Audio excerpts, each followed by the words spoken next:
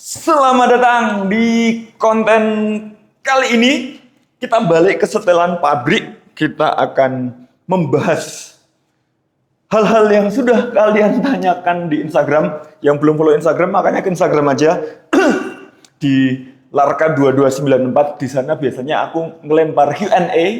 Kemudian pertanyaan-pertanyaannya itu akan aku jawab di video-video kayak gini. Atau biasanya akan aku jawab saat nge-live. Nah, kemarin pas aku nge-live itu ada beberapa pertanyaan yang aku keep karena itu seru. Jadi sebenarnya lebih ke karena aku kayaknya perlu menulis lebih jauh deh soal pertanyaan-pertanyaan itu. Jadi aku izin, oke pertanyaan ini aku perlu nulis dulu, besok aku bahas biar lebih seru. Nah, inilah video pembahasan kita yang aku janjikan itu. Makanya langsung kita jawab pertanyaan-pertanyaan yang kemarin belum sempat aku jawab saat nge-live. Ada 100 pertanyaan kayaknya. Cuman kita lihat nanti aja. 1. Barista males cupping, hasil kopi seduhannya bisa enak nggak? Jawabannya adalah nggak bisa. Karena ngaco aja kalau ada barista yang kedatangan kopi baru, dia belum tahu kopinya itu karakternya kayak gimana, belum di cupping, langsung seduh. Mana bisa maksimal hasilnya? Soalnya proses cupping itu adalah proses mengerti, mencari tahu, mendalami karakter dari kopi yang dia akan seduh nantinya. Karena itu kalau setiap kali kedatangan kopi baru, cupping itu gimana? Ditubruk simpelnya. Misal ini, aku baru dapat beans varian specialty dari Arutala Coffee, Sindoro Rose. Ya gila aja kalau belum cupping, langsung seduh V60 dan berharap hasilnya maksimal. Cupping dulu lah, spesialty kopi apapun perlu di cupping biar kita tahu karakternya kayak gimana, biar diseduh hasilnya makin nendang. Makanya, ayo cupping dulu. Di proses cupping ini ketahuan, oh aroma keringnya muncul ini. Pineapple-nya ini ya mungkin akhirnya tercium kayak rose. Ya layak sih disebut Sindoro Rose. Nah, pineapple-nya nih yang aku rasa dan floralnya tuh dia memperkuat rose-nya. Coklatnya kerasa. Fruity-nya iya. Jackfruit-nya muncul. Pineapple-nya masih muncul.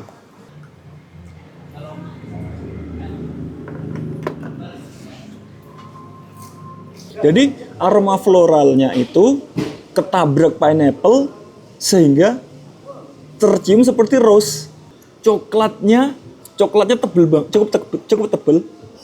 Jadi di awal tuh bakal muncul blimbing, pineapple, terus di akhir tuh coklatnya baru mulai muncul. Jadi itulah pentingnya cupping adik-adik. Kopi instan itu lebih enak dari manual brew bang. Fakta menunjukkan lebih banyak yang beli kopi instan. Ini kesalahan berpikir namanya. Manual brew itu proses menyeduh secara manual. Produk kopi instan sekalipun bisa diseduh secara manual. Tubruk itu seduh manual. Nah, kopi instan itu adalah jenis olahan kopi. Jadi kopi yang sudah di roasting itu digiling kemudian diekstrak. Nah, hasil ekstraknya itu dikeringkan. Kalau udah kering itu bisa jadi bubuk siap seduh yang tidak meninggalkan ampas. Metode pengeringannya ada spray drying dan ada freeze drying. Hasil yang sudah dikeringkan ditambah gula menjadi kopi 2 in 1. Ditambah gula dan creamer jadilah 3 in 1. Jadi nggak bisa dibilang kopi instan lebih enak daripada manual brew karena satunya itu hasil olahan kopi, satunya cara menyeduh kopi. Paham? Lanjut pertanyaan berikutnya. V60 bisa nggak dibuat nyeduh teh? Jawabannya sangat bisa. Karena pada dasarnya V60 itu kan hanya untuk menyaring ya.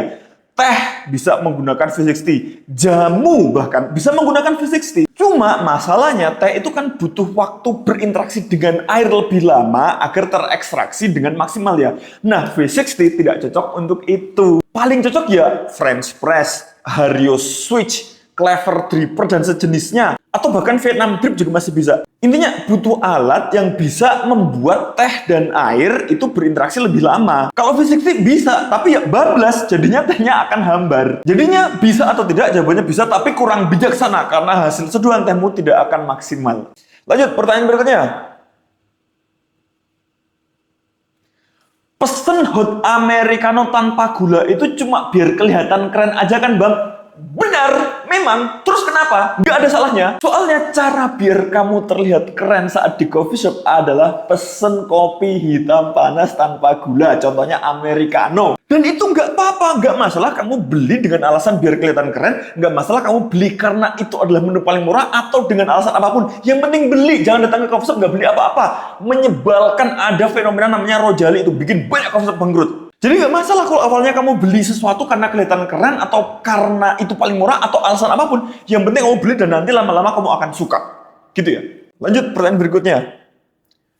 Nggak suka kopi hitam artinya bukan pecinta kopi sejati. Loh. Harusnya kalau orang yang ngaku pencinta kopi sejati, si paling kopi, harusnya sadar bahwa kopi itu tidak hanya bisa dijadikan sajian kopi hitam. Saking luar biasanya kopi, itu bisa menghasilkan berbagai olahan produk yang berbeda-beda. Harusnya kalau memang ngaku si paling kopi, paham kalau kopi itu ada grade-grade-nya, ada grade specialty sampai grade komersil. Bahwa kopi disangrai, digiling, diekstrak, dikeringkan, itu bisa menjadi kopi instan dan diolah menjadi berbagai varian kopi instan lainnya. Bisa juga diolah menjadi Italian klasik, bisa diseduh dengan manual brew, bisa menjadi kopi susu gula aren. Kopi hitam itu memang nampol dan selalu aku pesan setiap hari. Tapi jangan lupa kalau di luar sana ada berbagai macam jenis olahan kopi yang bukan hanya kopi hitam. Paham? Lanjut pertanyaan berikutnya.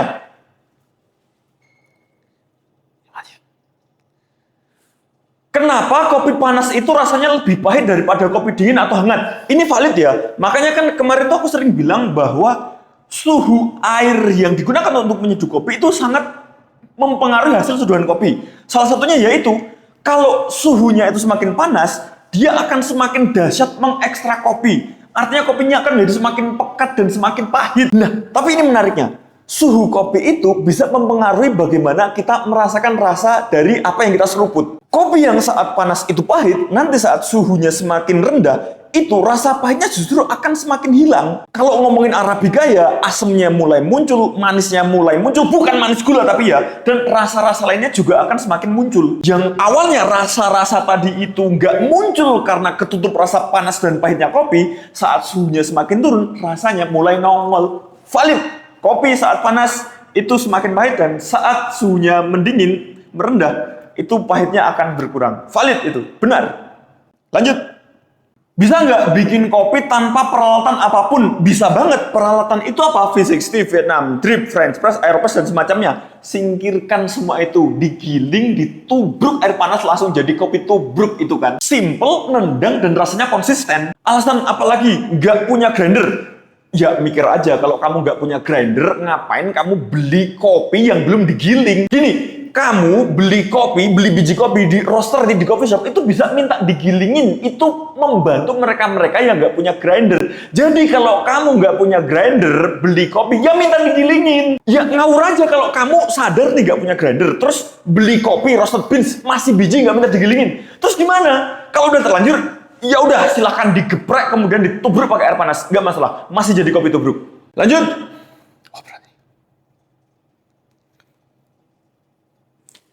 Kalau nama coffee shop kita ditiru orang, gimana bang atasinya? Wah berat ini.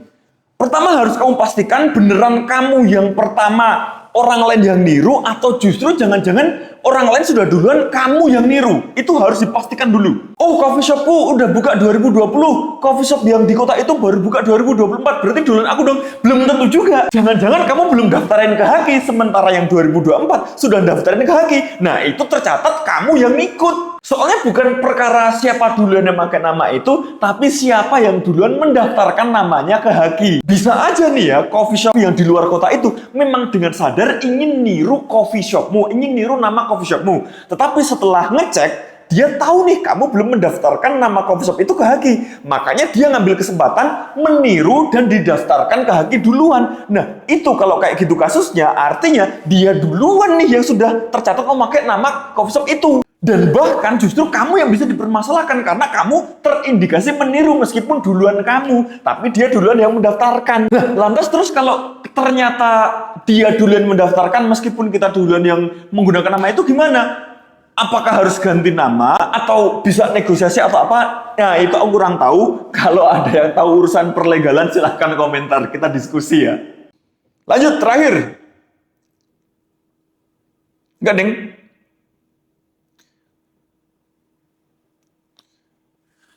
Kenapa Rojali rombongan jarang beli kembali marak di coffee shop, Bang? Alasannya kenapa aku nggak tahu, tapi ini ya, ini buat para kalian-kalian yang merasa tergolong sebagai Rojali ya. Kalau kamu nggak punya duit, nganggur, jangan datang ke coffee shop. Karena coffee shop itu jualan. Kamu datang ke sana menikmati fasilitas tanpa beli, itu ngawur. Udah nganggur, nggak punya duit, nggak tahu diri, pulang. Next, pertanyaan terakhir, beneran terakhir nih.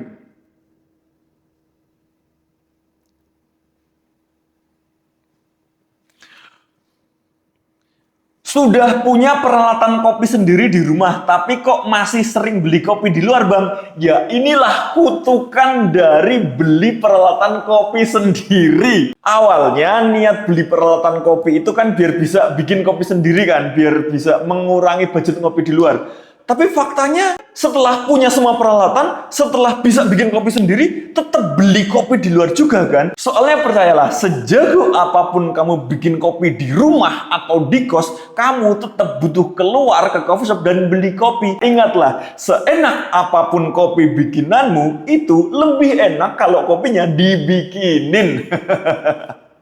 Sudah, terima kasih sudah menyaksikan konten kali ini. Kita berjumpa di lain kesempatan.